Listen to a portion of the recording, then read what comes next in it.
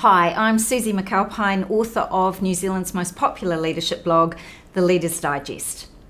The growth of artificial intelligence and machine learning, like most transformational technologies, is both exciting and a little scary from a leadership perspective. In one recent Fortune 500 study, over 80% of chief executives researched cited artificial intelligence or machine learning as either extremely important or very important to their company's future success. So as a leader, you're going to want to get your head around both the opportunities and the implications of AI, and you might want to do that pretty quick smart. But don't worry, I've got you covered, because today I'm interviewing one of New Zealand's foremost experts in AI, Josh Comrie. Josh is co-founder and chief executive of Ambit, a New Zealand-owned technology company, artificial intelligence company that specialises in chatbot development. Okay, so I want to elevate this conversation from a business to a societal level. So what do you see as being the biggest waves that AI is going to make to create for society as a whole? Yeah, there's going to be a couple of things that I think will play out in the next kind of 10 to 12 years or so that will have a huge impact upon society.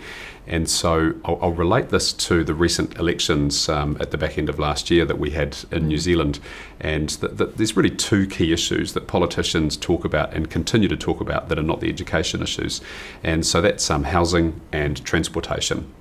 So consider the future, which people will be able to imagine because the technology exists today, of driverless vehicles. Now, these driverless vehicles will not be on the road with one passenger in them, and a real problem around transportation in Auckland, and the same is replicated in other cities globally, is on average, every car on the road in Auckland has 1.2 people in that car. Yeah. It's just a crazy solution which has created this mass problem of congestion and a lot of pain for people at either end of their day and simply getting around on the weekends as well.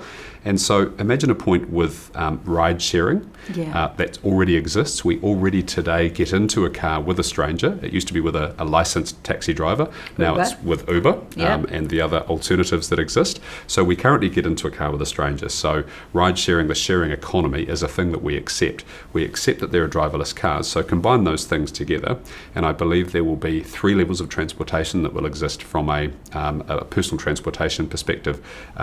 You want to do some work in the vehicle, or you have some money and therefore don't mind paying the premium, so you ride alone. Yeah.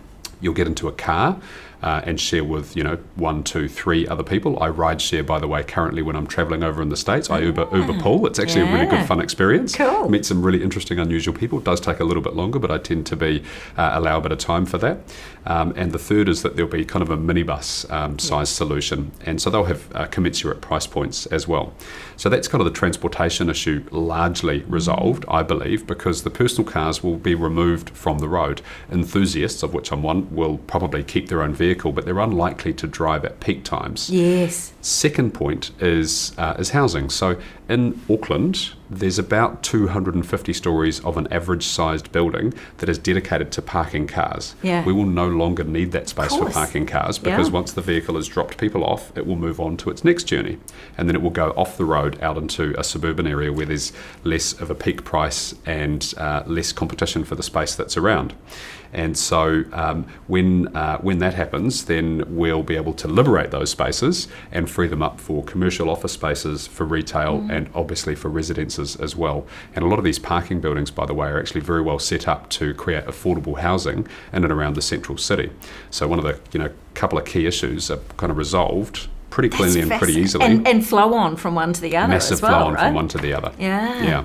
That's amazing. I believe that societally, within 10 to 15 years, we'll start seeing some massive changes.